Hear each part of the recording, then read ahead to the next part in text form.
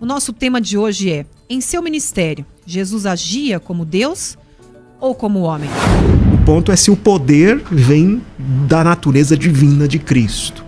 E eu vou ter algumas passagens que me dão a entender que não. Estes milagres, essas curas e essas atuações miraculosas são provenientes da natureza divina. A paz de Cristo, amados. Você está no canal Motivando com Jesus. Mais um debate polêmico aí entre o pastor e o reverendo. Jesus realizava milagres na sua natureza humana ou divina. Não se esqueça de se inscrever no canal e deixar suas opiniões nos comentários. Um forte abraço e vamos lá para o corte. Reverendo, em seu ministério, Jesus agia como Deus ou como homem? Essa pergunta, ela é uma pergunta de um tema que é muito específico. Encontra-se dentro aí da discussão sobre as duas naturezas de Cristo e sobre uma compreensão profunda ali da humilhação, do estado de humilhação de Cristo. Eu gostaria até de fazer essa pergunta de uma maneira um pouco mais detida, um pouco mais específica. A questão hoje é se no ministério terreno de Cristo, se ele fez uso de seus atributos divinos. Podemos colocar assim? Se ele fez uso de seus atributos divinos ou se ele exerceu o seu ministério como homem. Eu quero fazer essa explanação, por quê? Para deixar bem claro que nós não estamos debatendo a identidade de Jesus. Jesus é o Filho de Deus, ele é Deus homem, plenamente homem, como todos os credos da igreja sempre têm declarado, e como a Bíblia fala claramente. Então ele é Deus e ele é homem. Então não estamos debatendo a identidade, a natureza ontológica, mas estamos debatendo como Jesus escolheu exercer o seu ministério. Se no seu ministério ele faz uso de seus atributos divinos, ou se ele escolhe limitar-se ao uso de seus atributos da sua natureza humana. Em Filipenses 2, versículos 5 a 8, é um texto que traz uma resposta para essa questão.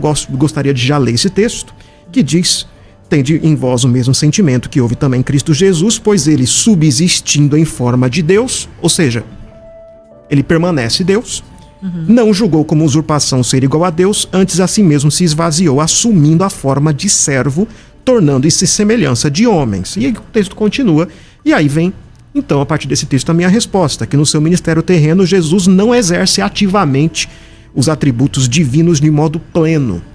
Ele continua sendo Deus, mas não exerce os seus atributos divinos de modo pleno, mas vive e atua como homem, como verdadeiro homem, cheio do Espírito Santo. E ele faz isso para poder cumprir o seu papel de segundo Adão, para cumprir o seu papel de representante da humanidade. Para representar a humanidade, no seu ato, na sua obra redentora, ele precisa trabalhar, agir, obedecer como homem. E é por isso que ele exerce o seu ministério como homem. Sim. Então, aquilo que a gente aprende na aula de Cristologia, da natureza hipostática de Cristo, que Jesus é 100% homem, 100% Deus, o Senhor cria assim também. Sim. Só que lá na Kenosis, no Filipenses 2, onde ele vai se esvaziar de si mesmo, o Senhor acredita que ele vai deixar de usar alguns atributos que ele tem da sua parte divina. Ele não vai usar plenamente, mas alguma coisa assim. No seu estado de humilhação, ele não exibe os seus atributos divinos. Os seus atributos divinos, a sua divindade, ela é velada.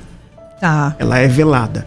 Embora ele permaneça sendo Deus, em alguns momentos ali você tem indícios disso, mas eu acredito que até mesmo os milagres, as curas, até mesmo os sinais que ele realiza pelo poder do Espírito Santo que capacita ele como sendo homem, né? Claro, Deus homem, mas agindo ali na sua natureza humana, fortificada, ou melhor, capacitada pelo Espírito Santo. Sim.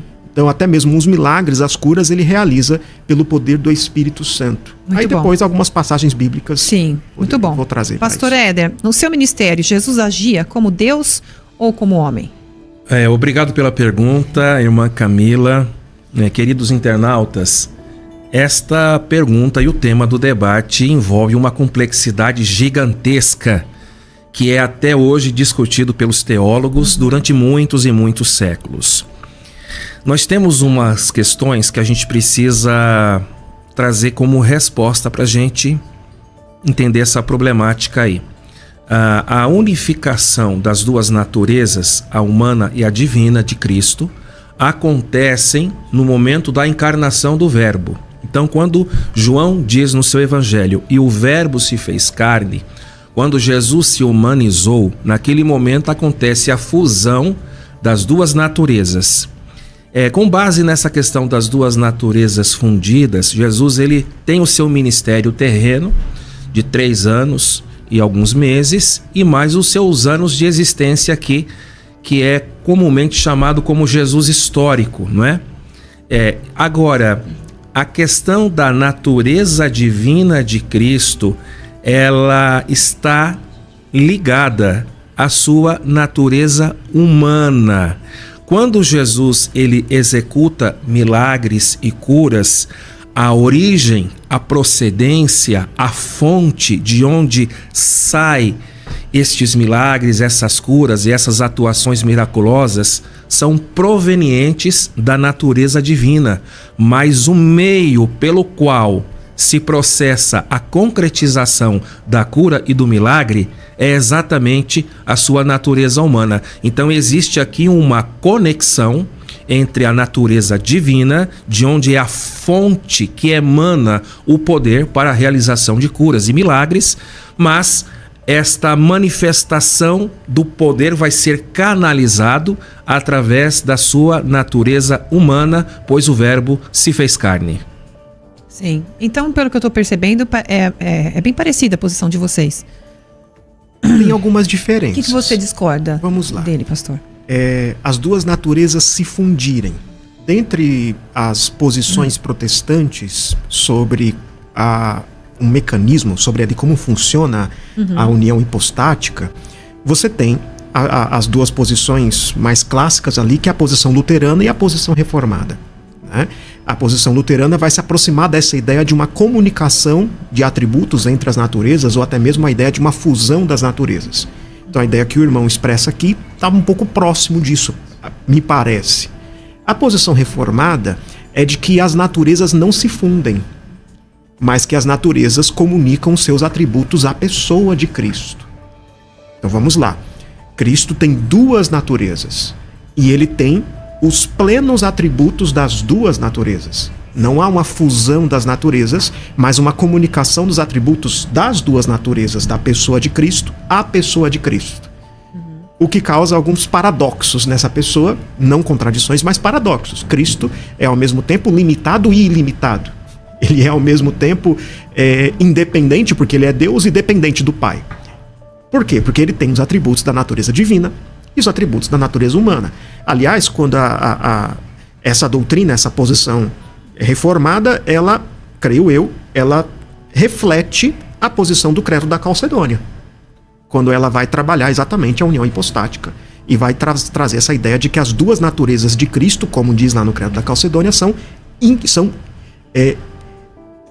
distintas. Ele vai dizer isso claro, né? São duas naturezas distintas. Então elas não se fundem, mas permanecem distintas na pessoa de Cristo. Vamos lá, né? Eu acredito que o poder pelo qual Cristo realiza os milagres não vem de sua natureza divina. Ele é Deus, mas vem do Espírito Santo. Como se fossem os apóstolos operando os milagres ali. Como se fossem os apóstolos operando os milagres. Aliás, alguns milagres que Jesus opera, Elias operou. Sim. Eliseu operou. Os apóstolos operaram. Vou dar alguns exemplos aqui. E o que acontece com a natureza divina nesse momento, então? Ela é velada durante o seu estado de humilhação, até que venha o estado de glorificação, estado de exaltação. Então, ali no Filipenses 2, quando ele se desfaz da sua glória, na verdade, ele não deixa de ter, mas ele deixa de usar. Ele isso deixa é ficar de velado? usar. É uma ocultação. É exatamente o que o texto nos fala. Por exemplo, ele vai falar isso. Assim mesmo se esvaziou. O que é se esvaziar? Assumindo a forma de servo, tornando-se em semelhança de homens. Ele não deixa de ser Deus, mas ele, durante aquele tempo, ele é visto como um homem. Veja que durante o seu estado durante o seu ministério, as pessoas olhavam para ele, muitos dos seus oponentes olhavam para ele e viam apenas um galileu, um nazareno, um filho de Galileu. Não viam nele claramente, assim, por alguma diferença, a sua divindade exibida na sua aparência. Tá. Alguns versículos que eu acredito que são importantes para esse assunto. João 5,19, Jesus fala: o filho nada pode fazer de si mesmo, senão somente aquilo que vir fazer o Pai. Lucas 4:1, nós temos Jesus, cheio do Espírito Santo, voltou do Jordão. Lucas 4:14. Jesus, no poder do Espírito, regressou para a Galiléia. Lucas 4:18.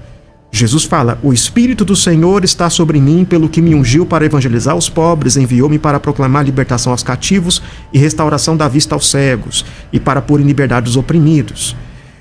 Então, Jesus opera seus milagres, seus sinais, seu ministério, e ele mesmo vai dizer, pelo poder do Espírito. Porque ele é o Messias, que significa ungido. Ele é ungido de Deus, e como ungido, ele realiza o seu ministério por conta dessa unção que ele recebe do Espírito Santo, que desce sobre ele de modo visível ali no momento do seu batismo, e que então o capacita para a realização de sua missão. Tem alguns outros versículos, mas... Pastor Éder. Obrigado, irmã Camila. Queridos internautas, nós queremos destacar aqui essa questão do esvaziamento, que é o texto de Filipenses. Eu vou ler aqui o texto de Filipenses, que é um texto que vai nos dar luz a gente pensar um pouquinho sobre essa questão das duas naturezas de Jesus. Muito bom. Filipenses capítulo 2. De sorte que haja em vós o mesmo sentimento que houve também em Cristo Jesus, versículo 5, e o versículo 6, que sendo em forma de Deus, não teve por usurpação ser igual a Deus, mas aniquilou-se a si mesmo, tomando a forma de servo, fazendo-se semelhante aos homens. Este esvaziamento, ele é compreendido como que ainda que temporário, porque a complexidade que se dá na cristologia de entender como que se dá concomitantemente uma pessoa, que é Cristo, ter duas naturezas, aí nós vamos para os textos para a gente ver a complexidade disso. Por exemplo, Mateus capítulo 24, versículo 36, é um texto onde nós temos ali uma expressão da natureza humana de Jesus. Porém, daquele dia e hora ninguém sabe, senão os anjos dos céus, nem os anjos dos céus, e nem o Filho, mas unicamente meu Pai. Então, esse texto é um texto que nos deixa aqui muito claro a questão da natureza humana de Jesus. Jesus, ele teve uma autodeterminação de limitar algumas prerrogativas. E nessas limitações, nós temos aqui esse texto, que é um texto muito forte para esse debate. Mas nós temos um outro texto, que é o texto do Evangelho de João, capítulo de número 2, que é o texto que diz assim: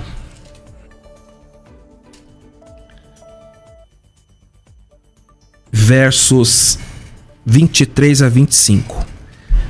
João capítulo 2, 23 a 25. E estando ele em Jerusalém pela Páscoa durante a festa, muitos vendo os sinais que fazia, creram no seu nome, creram no nome de Jesus. Mas o mesmo Jesus não confiava neles, porque a todos conhecia. E não necessitava de que alguém testificasse do homem, porque ele, Jesus, bem sabia o que havia no homem. Nós temos aqui a questão do atributo da onisciência de Jesus, que pertence à sua natureza divina. Mas o texto de Mateus é um texto que nos explicita a sua natureza humana. Então nós temos aqui um problema teológico, não bíblico, porque a Bíblia para Deus é uma ciência exata, mas para nós seres mortais temos as nossas limitações nesse sentido, e aqui existe a necessidade da sinceridade intelectual de todos os teólogos. Então, nesse sentido, nós temos um texto onde a natureza humana de Jesus está ali explicitada em Mateus 24, não é isso? Verso de número 36, não é? Isso. 36. E o texto de João, onde você tem o próprio evangelista, que é o autor do evangelho, declarando Jesus como ser humano onisciente. Então, o autoesvaziamento de Filipenses, neste caso, como que eu vou fazer a dialética de Filipenses com João 2, 23 a 25 e o texto de Mateus? Então, ali o autoesvaziamento, ele foi momentâneo. Onde que está o problema do debate? É os teólogos descobrirem em que medida, a palavra-chave é essa, em que medida se dá essa limitação para o uso da natureza humana e do uso da natureza divina dentro de uma mesma pessoa, que é Cristo Jesus. Porque no texto de Mateus está muito claro, ele não sabe, somente o Pai que sabe a data, é a natureza humana.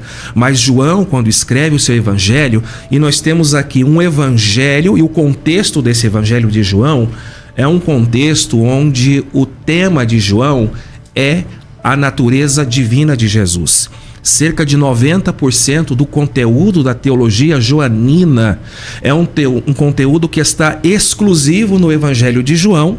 Ou seja, você não encontra 90% do conteúdo de João nos evangelhos sinópticos.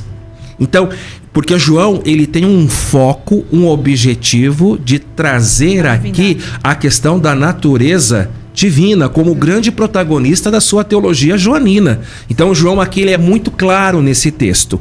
Agora vem o nosso querido apóstolo Paulo falando do esvaziamento. Então, esse esvaziamento de Paulo, que ele cita em Filipenses 2 a respeito de Jesus, pode ser compreendido como um autoesvaziamento temporário. Mas aí vem a segunda pergunta para problematizar a questão. Em que medida Jesus ele vai fazer essa autolimitação para agir na sua natureza humana e na sua natureza divina?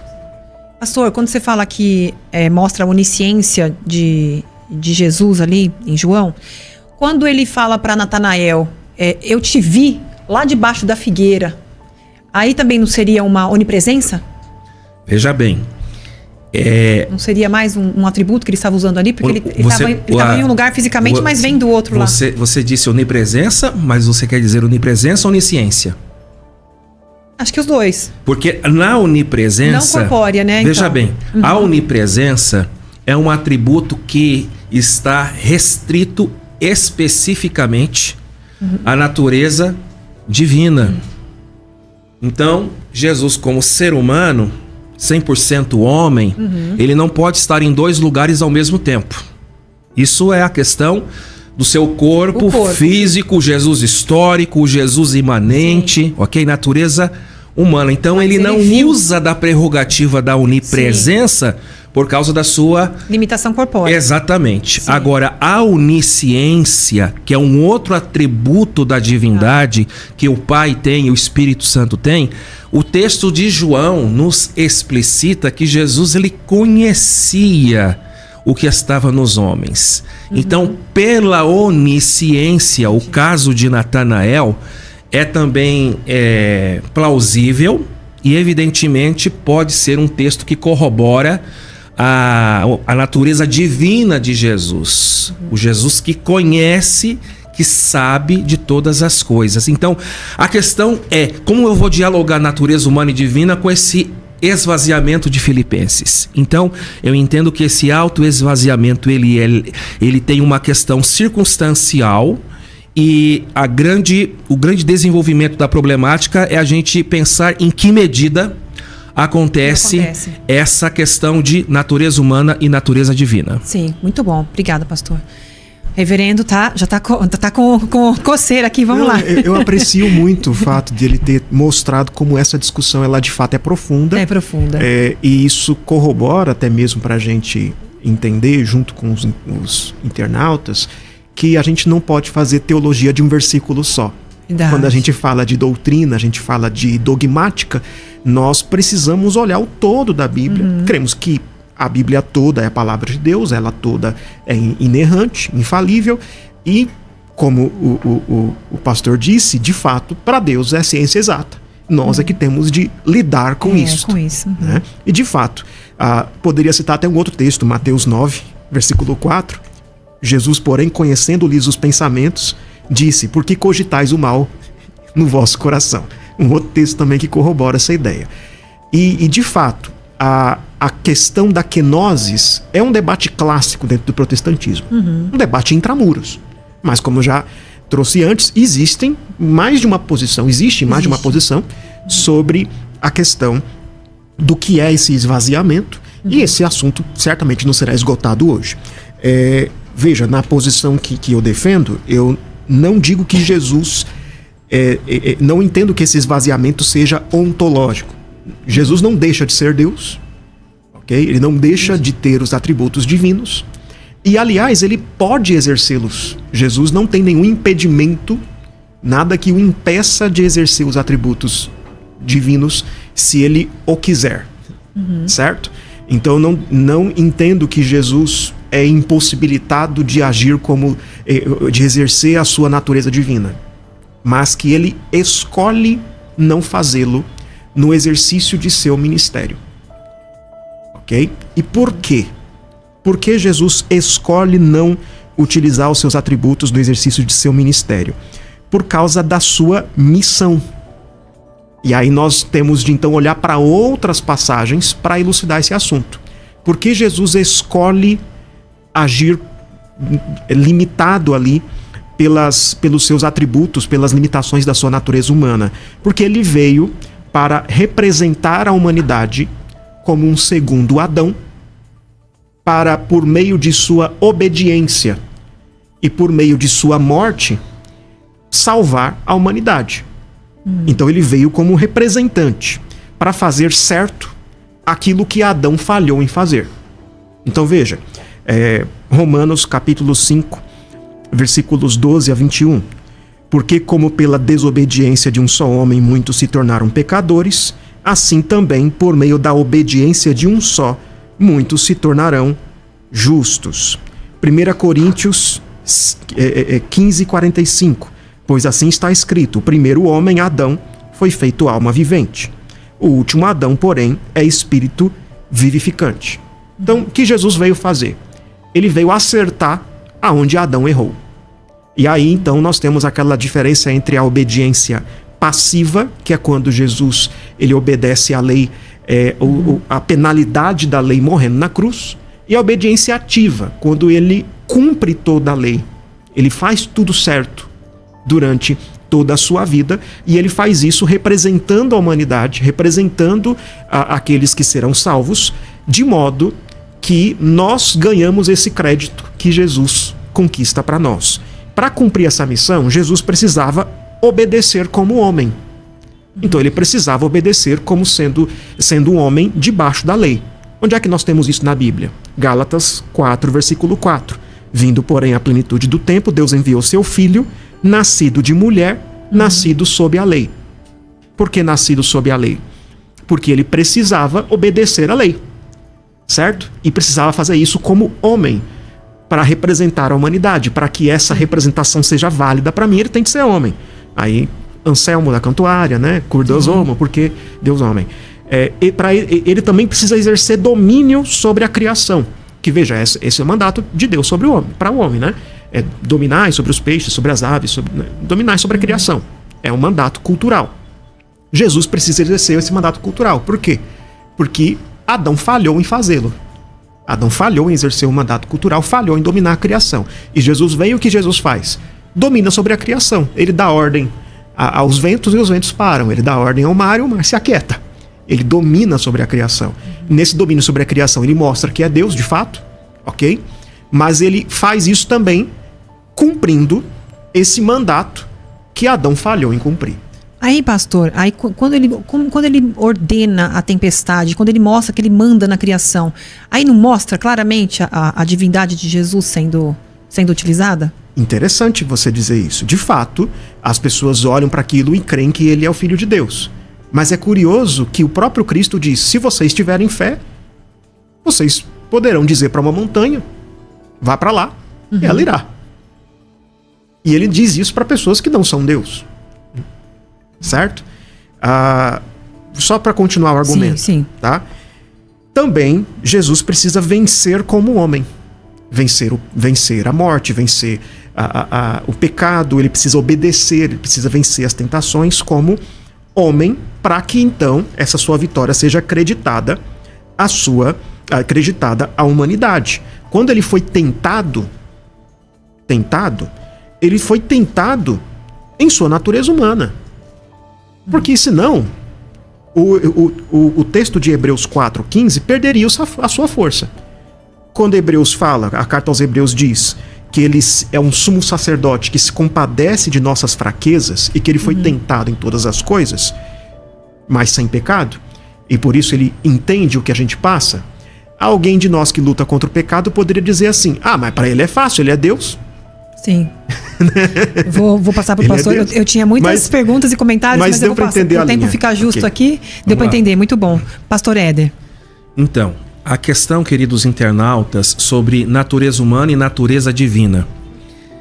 Jesus, quando ele disse, tenho fome, Jesus disse, eu tenho fome. Mas também ele disse no Evangelho de João, eu sou o pão da vida. E aí? Se ele tem fome do ponto de vista físico, material, é natureza humana. Então, quando Jesus se declara em João 6, eu sou o pão da vida, ali é natureza divina. Quando ele fala para a mulher samaritana, eu tenho sede, e depois ele diz, mulher, se você soubesse quem está falando contigo para te apresentar uma água viva, que jorra para a vida eterna, quando ele pede água porque ele tem sede para a mulher samaritana, é natureza humana.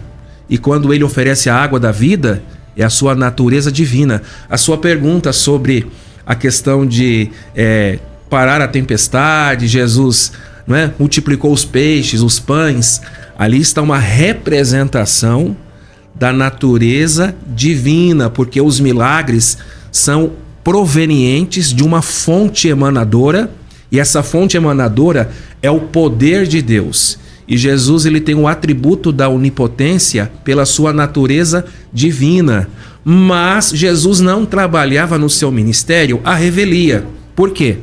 Porque o texto de Atos dos Apóstolos é um texto que nos ajuda a entender essa complexidade que foi tentada, sistematizada exatamente sobre essa questão da união hipostática.